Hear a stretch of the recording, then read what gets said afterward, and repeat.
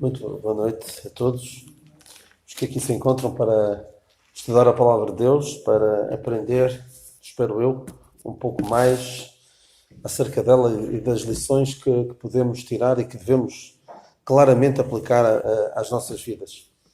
Isto é quase um clichê, não é? Aplicar a Palavra de Deus às nossas vidas, mas é realmente a nossa necessidade, aquilo que cada um de nós precisa é não só compreender melhor, compreender mais da Palavra de Deus, saber mais sobre a Palavra de Deus, mas o essencial é que consigamos aplicar à vida de cada um. Eu quero falar-vos hoje, não vou dizer já do que é que vou falar, mas quero ler convosco a segunda Epístola a Timóteo. Vamos ler aqui uma boa porção das Escrituras, da segunda Epístola de Paulo a Timóteo, no capítulo 1. 2 Timóteo 1, Paulo escrevia, pensam muitos, a sua última carta. Terá sido executado pouco tempo depois, porque ele diz: sei que o tempo da minha partida está próximo. Já estou sendo oferecido por expressão de sacrifício. E diz a história ou a tradição que ele terá sido decapitado, não sabemos ao certo em que ano, mas às mãos ou por ordem do imperador Nero. Então ele escreve a Timóteo e diz-lhe assim, segunda Epístola a Timóteo, capítulo 1, versículo 3: dou graças a Deus, a quem desde os meus antepassados sirvo com uma consciência pura, de que sem cessar faço memória de ti nas minhas orações, noite e dia, desejando muito ver-te, lembrando das tuas lágrimas, para me encher de gozo, trazendo à memória a fé não fingida que em ti há, a qual habitou primeiro em tua avó Loide e em tua mãe Eunice, e estou certa que também habita em ti. Por cujo motivo te lembro que despertes o dom que existe em ti, pela imposição das minhas mãos. Porque Deus não nos deu o espírito de temor, mas de fortaleza e de amor e de moderação. Portanto, não tem vergonhas do testemunho de Nosso Senhor, nem de mim que sou prisioneiro seu. Antes participa das aflições do Evangelho, segundo o poder de Deus, que nos salvou e chamou com uma santa vocação, não segundo as nossas obras, mas segundo o seu próprio propósito e graça que nos foi dado em Cristo Jesus antes dos tempos dos séculos, e que é manifesta agora pela aparição do nosso Salvador Jesus Cristo, o qual aboliu a morte e trouxe à luz a vida e a incorrupção pelo Evangelho. Porque fui constituído pregador e apóstolo e doutor dos gentios, por cuja causa padeço também isto. Mas não me envergonho, porque estou certo em quem tenho querido. E estou certo, porque eu sei em quem tenho querido e estou certo que é poderoso para guardar o meu depósito até àquele dia. Conservo o modelo das sãs palavras, que de mim tens ouvido, na fé e na caridade que há em Cristo Jesus. Guarda o bom depósito pelo Espírito Santo que habita em nós. Bem sabes isto, que os que estão na Ásia todos se apartaram de mim, entre os quais foram Figelo e Hermógenes. O Senhor conceda misericórdia à casa de Onesíforo, porque muitas vezes me recriou e não se envergonhou das minhas cadeias. Antes, vindo ele a Roma, com muito cuidado me procurou e me achou. O Senhor lhe conceda que naquele dia haja misericórdia diante do Senhor. E quanto me ajudou em Éfeso, melhor o sabes tu. Tu, pois, meu filho, fortifica-te na graça que há em Cristo Jesus, e o que de mim, entre muitas testemunhas, ouviste, confio a homens fiéis que sejam idóneos para também ensinarem os outros. Sofre, pois, comigo as aflições como bom soldado de Jesus Cristo. Ninguém que milita se embaraça com negócios desta vida, a fim de agradar àquele que eu listou para a guerra. E se alguém também milita, não é coroado se não militar legitimamente. O lavrador que trabalha deve ser o primeiro a gozar dos frutos. Considera o que te digo, porque o Senhor te dará entendimento em tudo. Lembra-te de que Jesus Cristo, que é da descendência de Davi, ressuscitou dos mortos, segundo o meu Evangelho, pelo qual sofro trabalhos e até prisões como um malfeitor. Mas a palavra de Deus não está presa. Portanto, tudo sofre por amor dos escolhidos, para que também eles alcancem a salvação que está em Cristo Jesus com glória eterna. A palavra fiel é esta, que se morrermos com Ele também com Ele viveremos. Se sofrermos, também com Ele reinaremos. Se o negarmos, também Ele nos negará. Se formos infiéis, ele permanece fiel, não pode negar-se a si mesmo. Eu quero hoje falar-vos de alguém que está aqui mais ou menos a meio desta passagem. Quero falar-vos de um homem que vem no seguimento de outros homens de quem eu falei. Provavelmente não se lembram, mas depois de eu vos dizer, talvez se lembrem de... Penso que foram 3 pessoas que falei nas últimas 3 vezes que aqui vim. Alguém se lembra? Tíquico, muito bem. Nomes estão um pouco lembrados, mas desta vez alguém lembrou-se. Tíquico. E depois 2 que têm nomes muito parecidos. Epáfras e Epafrodito. Homens que, de facto, muito abnegados, muito focados naquilo que realmente é importante na obra de Deus. Não a sua promoção pessoal, não o seu bem-estar, mas a obra de Deus. Os outros eram mais importantes, não por eles mesmos, mas por eles serem a obra de Deus. A obra de Deus são os crentes e nós devemos trabalhar para o progresso da obra de Deus, para que mais pessoas venham ao conhecimento da graça de Deus, que aceitem o Evangelho da graça de Deus, e aqueles que já aceitaram o Evangelho da graça de Deus possam crescer mais nesse conhecimento. Porque o apóstolo Paulo diz, não nesta epístola, mas na primeira, a Timóteo, que Deus quer que todos os homens se salvem e venham ao conhecimento da verdade. E é este o objetivo de qualquer crente, deve ser que todos os homens se salvem e aqueles que só são salvos venham ao conhecimento da verdade. E estes 3 homens de quem falei, Tíquico, Epáfras e Epafrodito, são claros exemplos de pessoas que não estavam tão preocupados como muitos às vezes estão preocupados, o que é que eu posso ganhar com isto? O que é que eu posso ganhar com isto de pertencer à igreja? Que proveito me pode vir?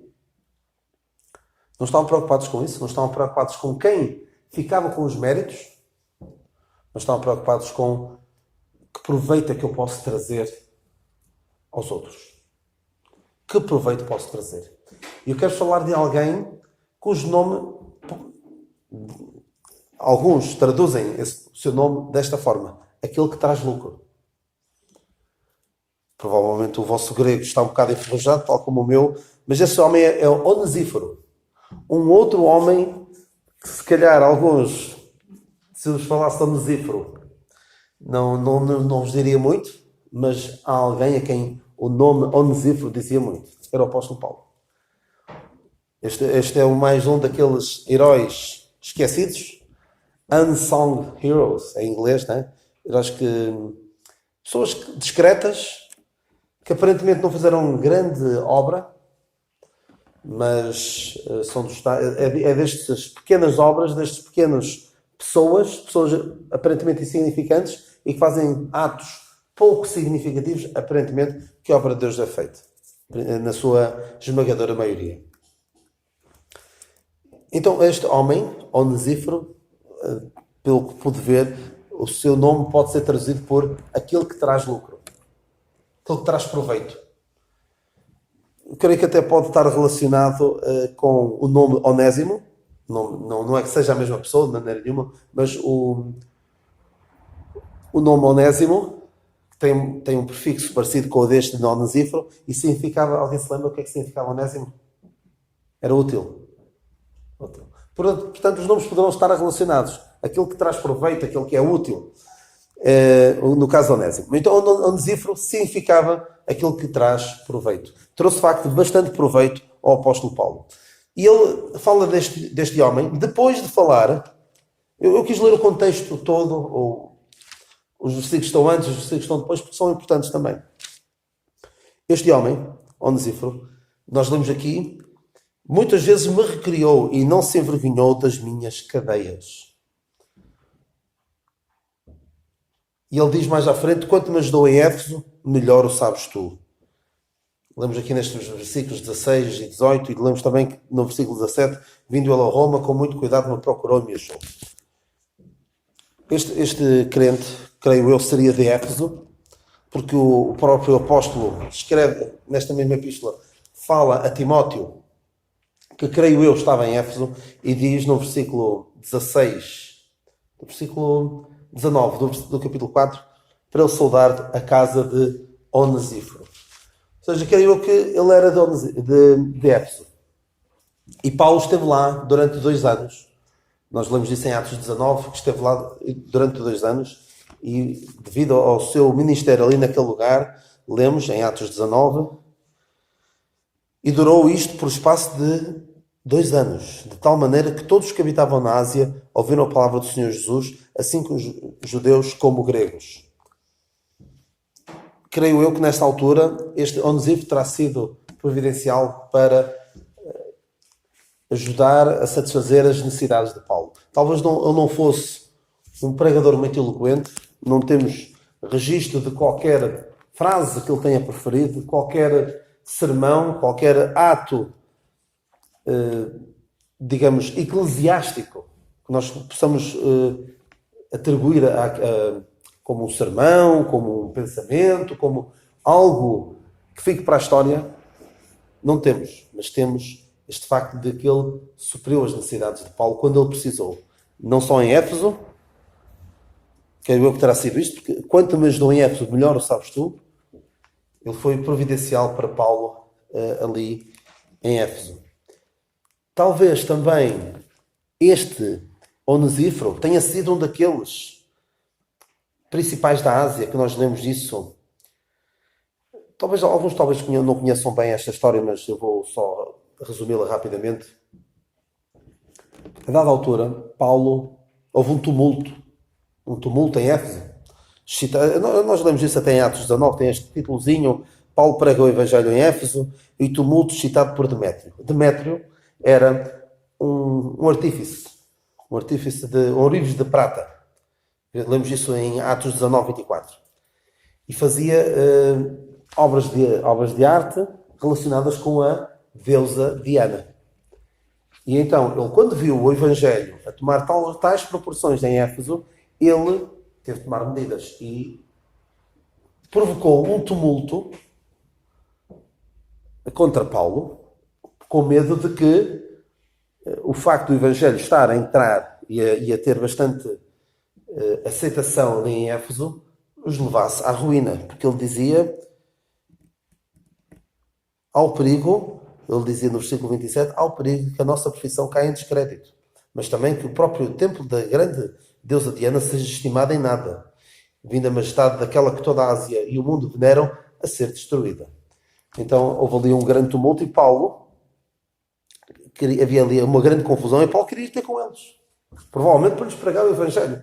Paulo, quando via muita gente, em vez de fazer aquilo que o bom senso diz, muita gente com más intenções, em vez de ele fazer o que o bom senso diria, que é não vais, eles ainda te matam, ele queria ir. Diz aqui que ele queria apresentar-se ao povo. Provavelmente, que oportunidade que eu tenho aqui para pregar o Evangelho. Mas os discípulos não o deixaram. E alguns dos principais da Ásia, que eram seus amigos, lhe rogaram que não se apresentasse no teatro. Pode ser que quanto me ajudou em Éfeso, melhor sabes tu. Timóteo estava com ele nesta altura, creio eu. É possível que este tenha sido um daqueles que o aconselhou vivamente. Paulo, eu conheço bem esta gente. Se tu vais ali, podes acabar morto. E é melhor tu viveres para pregar mais um dia. Não é? Os ingleses têm a expressão live to fight another day. Viver para lutar mais um dia. Porque às vezes há situações que não são as melhores de nós fazermos aquilo que achamos que está certo. Mas tomar uma decisão que, não sendo errada, nos permita ter uma oportunidade mais tarde. E aqui Paulo, foi isso que aconteceu. Ele acabou por não entrar acabou por não ir ter com aquele povo. Pode ser que este Onesíforo, para além de o ajudar materialmente, suprindo algumas das suas necessidades, também o tenha ajudado nesta situação que podia ter posto em causa a própria vida. Então é um homem que não sabemos, grandes dotes adorador, nem outras grandes virtudes que nós possamos apreciar nos homens de Deus, mas era um homem simples, um homem que estava pronto a suprir as necessidades de Paulo. Muitas vezes Diz assim: muitas vezes me recriou e não se envergonhou das minhas cadeias, antes vindo ele a Roma, com muito cuidado me procurou e me achou. Isto já foi depois. Em Éfeso ele esteve com ele, mas, entretanto, Paulo foi preso e este Onesíforo muitas vezes me recriou, não se envergonhou das minhas cadeias, antes de vindo ele a Roma, com muito cuidado me procurou e me achou. Não era fácil encontrar Paulo. Apesar de Paulo estar preso num sítio grande, vistoso, Paulo estava no palácio de Roma, no palácio do imperador, que ele, quando se fala aos Filipenses, diz que as minhas prisões foram manifestas por toda a guarda pretoriana. A guarda pretoriana era aquela guarda, por assim dizer, particular do imperador. Ele diz: as minhas prisões em Cristo foram manifestas por toda a guarda pretoriana e por todos os demais lugares. Diz isto aos Filipenses. E depois, no final dessa epístola, também diz: todos os santos vos saúdam, aos Filipenses, mas principalmente os que são da casa de César. Paulo, nesta altura, estava preso no palácio do imperador. E não era fácil entrar lá. Não era alguém bater à porta e dizer: olha, eu quero ver Paulo. Está bem, anda por aqui, vais em frente, viras naquele corredor à esquerda e depois é a terceira porta à direita. Não era assim, não era fácil. Eu até vi recentemente um filme que eu recomendo que vejam, se tiverem a oportunidade, que é de Paulo, apóstolo de Jesus Cristo. Um filme até bastante fidedigno, bastante fiel ao que a palavra de Deus diz. Claro que há ali algumas partes que são suposições, mas não contradizem o que a palavra de Deus diz, de um modo geral. Mas que fala do trabalho que Lucas teve para estar com Paulo. Lucas estava com Paulo nesta altura. Mas não era fácil, não era... As prisões daquele tempo, apesar de ser no Palácio do Imperador, as condições não eram muito boas. Nada, nem de perto nem de longe. Então este Onesíforo, para além de Lucas, que estava com ele, muitas vezes esteve com ele. E provavelmente a primeira tentativa dele chegar até Paulo, o Paulo estava numa prisão de alta segurança, para os padrões da altura, ele não desistiu. Com muito cuidado me procurou e me achou. Ele poderia, por simplesmente ter pensado. Para mim, podia ter pensado: olha, eu estou aqui tão bem em Éfeso, a igreja aqui prospera, eu vou ficar por aqui, orar por Paulo. Ele realmente precisa das nossas orações. Ele até pediu nas suas orações para que nós orássemos por ele, não é? Quando ele fala da armadura de Deus, desde no fim: orando em todo o tempo, com toda a oração e súplica no Espírito, e vigiando nisto, com toda a perseverança e súplica por todos os santos e por mim, para que me seja dado no abrir da minha boca a palavra com confiança, para fazer notório o mistério do Evangelho, pelo qual sou embaixador em cadeias, para que possa falar dele livremente, como me convém falar. E posso imaginar o Onesíforo, ouvindo esta carta, pensou: não, posso ficar aqui a orar por Paulo, mas talvez possa fazer algo mais. Então foi de Éfeso. Claro que eu estou a fazer aqui algumas suposições, que ele continuaria a viver em Éfeso, podia já nem estar, podia já estar noutro lugar, mas creio eu que estaria ainda em Éfeso. Então vai ele lá a Roma. É uma viagem ainda longa, porque Éfeso fica na costa ocidental da Turquia e da atual Turquia, e Roma fica em Roma. Tinha de passar para a Grécia e depois para a Itália. Não era uma viagem assim tão fácil quanto isso, mas ele foi. E teve muito cuidado, muito zelo. Não se limitou a ficar lá, em Éfeso, a orar por Paulo. Foi a Roma e não desistiu à primeira. Muito cuidado, muita diligência. E o achou. E diz aqui que ele não se envergonhou das minhas cadeias. Muitas vezes a expressão envergonhar não quer dizer aquilo que nós às vezes possamos pensar, envergonhar do Evangelho, que tenho uma certa vergonha de falar de Cristo aos outros. Aqui era muito pior. O envergonhar das suas cadeias era sofrer represálias por se identificar com um preso destes. Porque este homem era tido por uma pessoa que causava problemas. E o que é que Roma queria? Queria manter a paz, manter a calma, manter as províncias sossegadinhas, que não houvesse revoluções, que não houvesse grandes problemas. E então ele estava aqui a falar, e a dada altura até há alguns que aproveitam isso para o atacar, dizendo que eles têm outro rei, que não é César. Então, como é? Isto não pode ser, temos de silenciar este homem. E alguém que se identificava com Paulo não tinha uma vida fácil. Não era nada fácil. Tanto que Paulo fica contente quando está preso e escreve aos Filipenses, e fica contente porque, devido às suas prisões, algumas pessoas ousaram falar de Cristo mais confiadamente, sem temor. É assim, vemos... Alguns podiam pensar, ora bem, Paulo foi preso por pregar o Evangelho. Vou eu fazer a mesma coisa? Se calhar não é boa ideia. Mas alguns, apesar de perceberem que punham o seu bem-estar, a sua segurança física, até em risco, não se envergonhavam. Aqui o envergonhar é muito mais forte do que a palavra que nós possamos hoje usar para envergonhar. E é interessante que ele usa esta palavra várias vezes, aqui nesta porção que eu li convosco. Ele diz a Timóteo: portanto, não tem vergonhas do testemunho de Nosso Senhor, nem de mim, que sou prisioneiro seu. Antes participa das aflições do Evangelho segundo o poder de Deus. Isto em 2 Timóteo 1,8. E diz depois também à frente, no versículo 12, cuja causa padeço também isto, mas não me envergonho, porque eu sei em quem tenho crido e estou certo que é poderoso para guardar o meu depósito até àquele dia. O envergonhar está muitas vezes associado a sofrimento, às represálias que se podem sofrer por causa da identificação com o Evangelho, com o Senhor Jesus Cristo. Ele, quando diz a Timóteo, não tem vergonhas, antes participa das aflições. E ele diz aqui: eu padeço, mas não me envergonho. E este Epafrodito não se envergonhou das suas cadeias. Identificou-se com ele.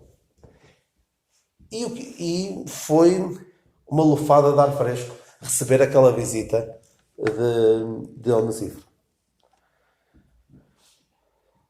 Ficou contente, não só porque era bom ver uma cara amiga, alguém que certamente fazia lembrar dos bons tempos, da prosperidade do Evangelho, não do Evangelho da prosperidade, mas da prosperidade do Evangelho em Éfeso. Que certamente, quando Paulo pensava naqueles 2 anos que ali passou, em que realmente a Ásia, aquela zona da Turquia, foi completamente virada do avesso no bom sentido, devido ao Evangelho que Deus lhe tinha confiado.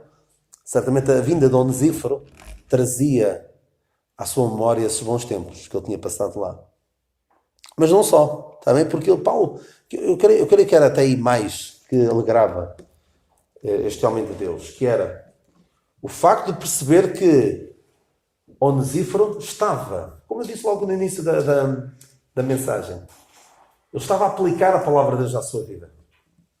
Porque Paulo, sempre nas suas epístolas, procurava passar a ideia de que o que é importante não são vocês, o vosso bem-estar físico, material, é a obra de Deus. Isso é que é importante.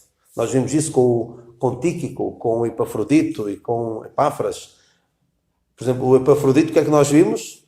Que ele esteve disposto a levar o seu esforço físico ao ponto de estar quase à morte para suprir as necessidades de Paulo. E Paulo certamente não ficava propriamente satisfeito por ver um homem quase a morrer por causa de algum dinheiro que vinha ter com ele. Certamente ele não se alegrava. Mas, por outro lado, certamente ficava contente por perceber que aqueles filipenses, e em particular o Epafrodito, estavam desprendidos por completo dos seus próprios interesses. Estavam empenhados no bem-estar da obra de Deus. Ele certamente ficava contente ao ver a atitude deste Onesíforo. E este Onesíforo entra em completo contraste com os outros, não é? Nós lemos aqui no versículo anterior, 2 Timóteo 1,15: bem sabes isto, que os que estão na Ásia todos se apartaram de mim, entre os quais foram Figelo e Hermógenes. Dois homens que nós não ouvimos falar deles em mais lado nenhum, mas seriam alguns dos que estavam na Ásia. Atenção, isto já foi alguns anos depois daqueles tempos áureos daquela escola de Tirano, em Éfeso, onde Paulo pregou o Evangelho e toda a Ásia ouviu o Evangelho. Alguns anos depois disso, o Evangelho começou a decair. Tanto que todos que estão na Ásia, todos se apartaram de mim. E não era por ele.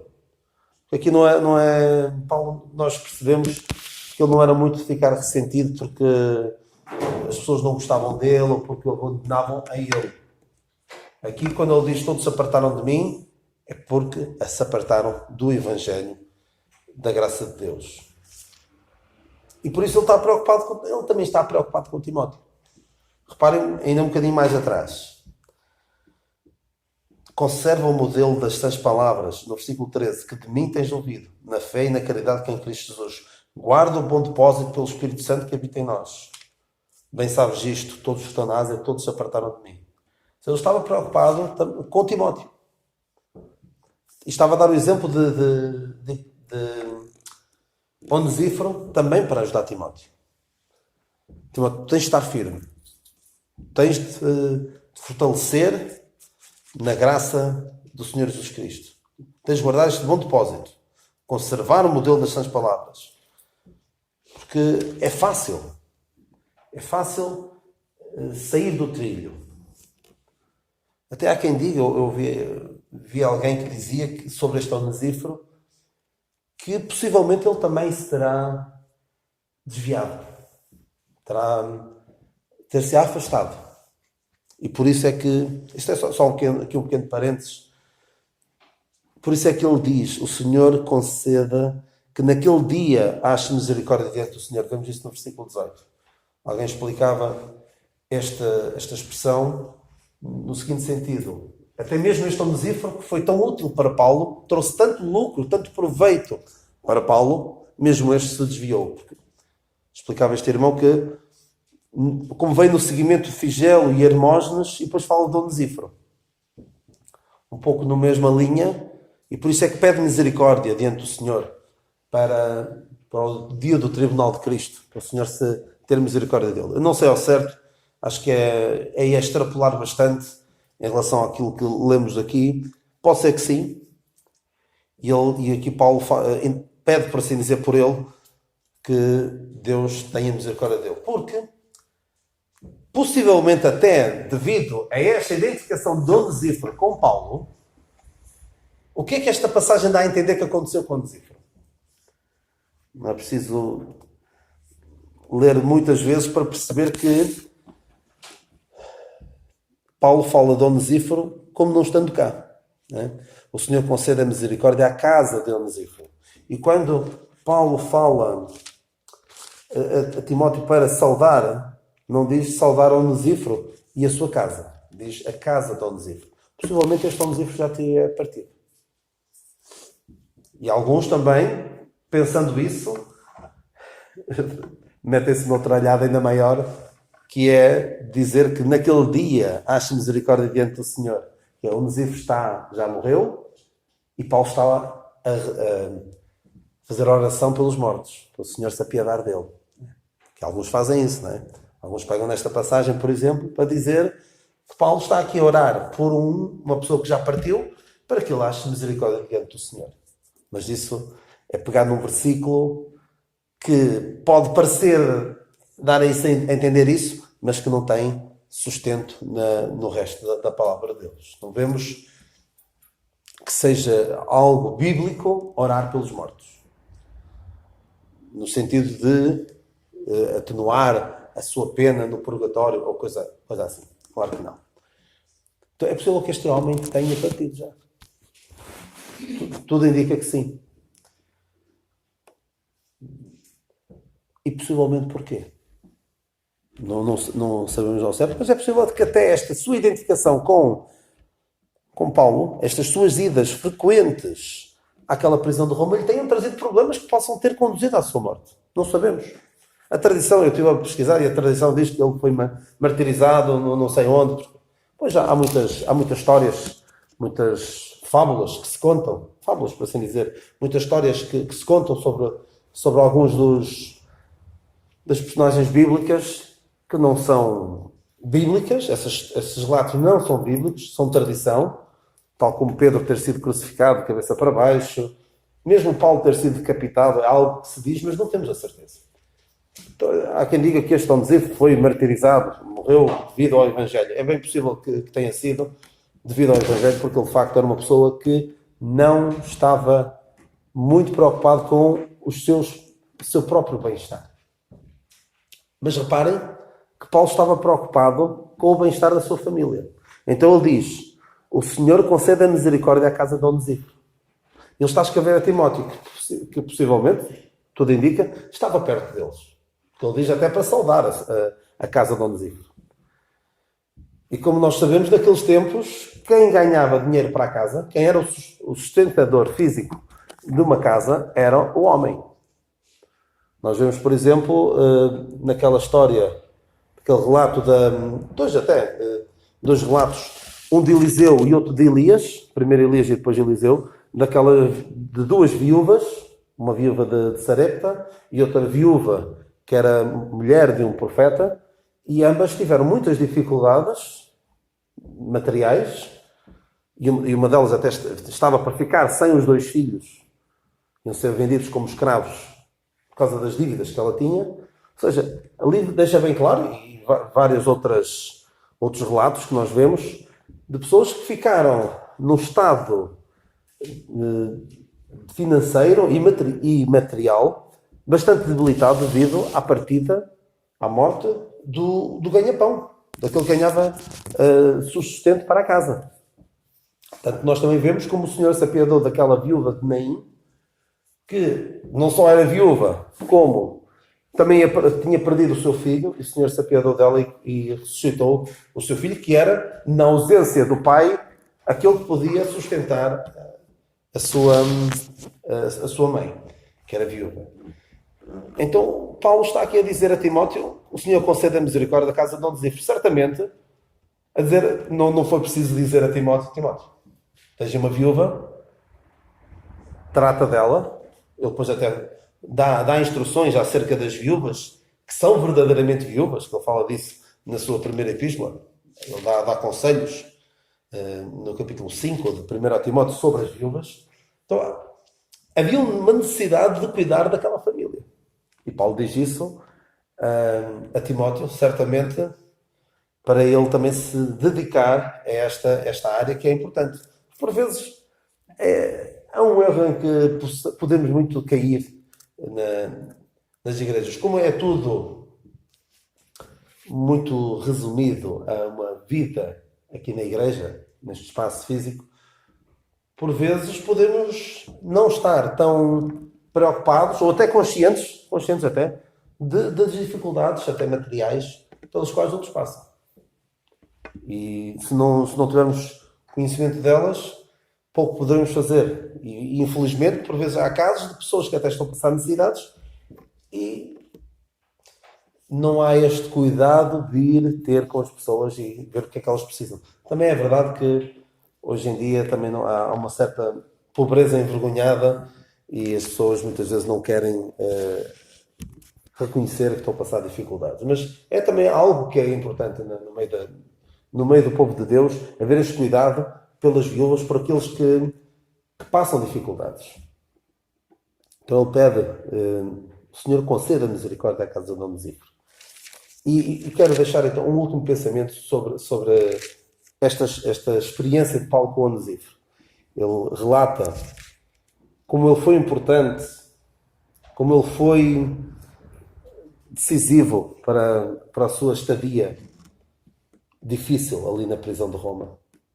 Como ele não se envergonha das suas cadeias, isto agora já sou eu supor, como ele até poderá ter tido consequências que terão conduzido à sua morte devido a ele ter ido ali a Roma. Identificar-se com Paulo era um alvo, alguém que se identificava com Paulo era um alvo a bater. Então eu acho que Paulo também está a contar isto a Timóteo pelo seguinte: reparem no que ele diz aqui no final da sua epístola. Procura vir ter comigo depressa. No final no último capítulo, versículo 9, 4:9. Procura vir ter comigo depressa, porque Demas me desamparou, amando o presente século. E foi para Tessalónica, por aí fora. Só Lucas está comigo, toma Marcos, envia Tíquico a Éfeso. E depois no versículo 16, ninguém me assistiu na minha primeira defesa, antes todos me desampararam, que isto não lhes seja imputado. O meu Senhor assistiu-me, fortaleceu-me, por aí fora. Paulo está a pedir a Timóteo para vir ter com ele. E eu posso imaginar Paulo a dizer assim, até para o bem de Timóteo, não era propriamente pelo seu próprio bem-estar. Anda ter comigo, que eu preciso aqui de um bocado de companhia para poder passar menos mal este período tão difícil da minha vida. Creio que ele está a dizer isto a Timóteo pelo seguinte. Timóteo era uma pessoa que tinha algumas dificuldades de se afirmar. Era uma pessoa mais... Nós só até falámos disso quando falei-vos de Timóteo. Sim. Falei assim ao de leve quando falei de Tíquico. Exatamente. Quando falei de Tíquico, falei de Timóteo e de Tito, que eram pessoas completamente diferentes. Tito era uma pessoa mais dura, mais firme, tinha um caráter mais forte, como se costuma dizer. E Timóteo não, era uma pessoa mais dócil, mais... Olha, lá está, criado por duas mulheres, pela sua mãe, pela sua avó. Isso pode também ter levado a uma maneira de estar não tão firme, não tão afirmativa, digamos. E Paulo estava aqui, basicamente a dizer, anda ter comigo. E nem é tanto por mim, eu não diz isso, mas nem é tanto por mim, é por ti. Porque se tu não és capaz, agora...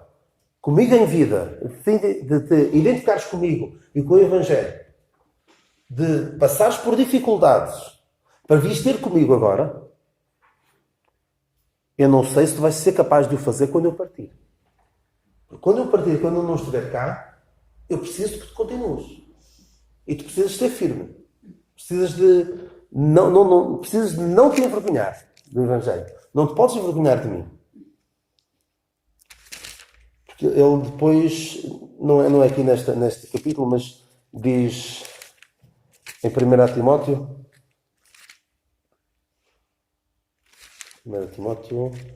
eu estou aqui à procura da passagem, ele diz aquilo que de mim ouviste, confio.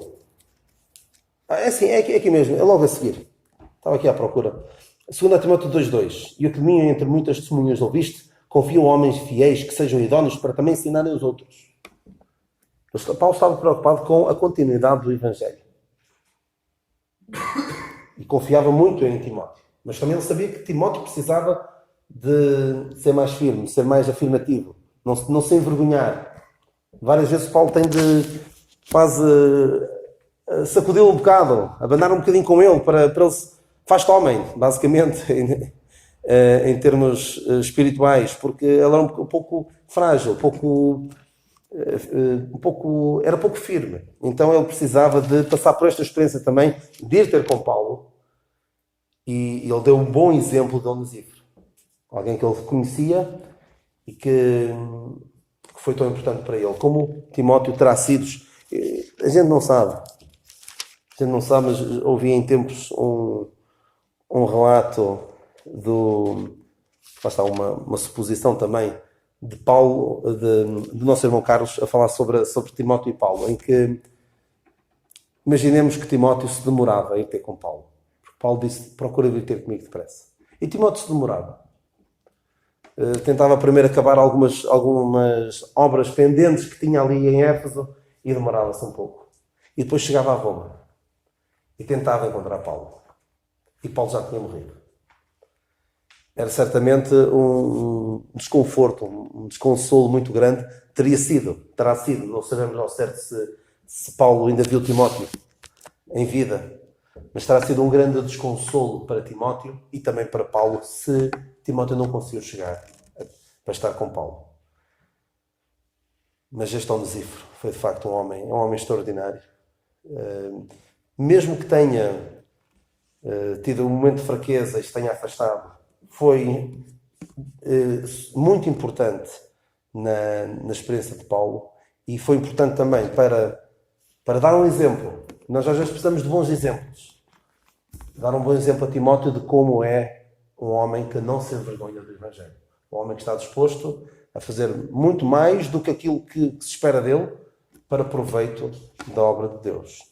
O Senhor depois nos abençoe e nos ajude com este exemplo de um homem tão simples, de um homem tão abnegado, de um homem que possivelmente não voltarão a ouvir uma mensagem sobre ele em toda a vossa vida, porque de facto um homem pouco conhecido, mas que certamente Paulo não diria o mesmo. Paulo diria que é um homem que muitas vezes me recriou, me refrescou e não se envergonhou das minhas prisões. Que possa ser também assim connosco, possamos ser refrescar, por assim dizer, os outros, possamos ser pessoas que fazem os outros sentir-se melhor e que não nos envergonhemos da palavra de Deus, não nos envergonhemos do Evangelho de Cristo.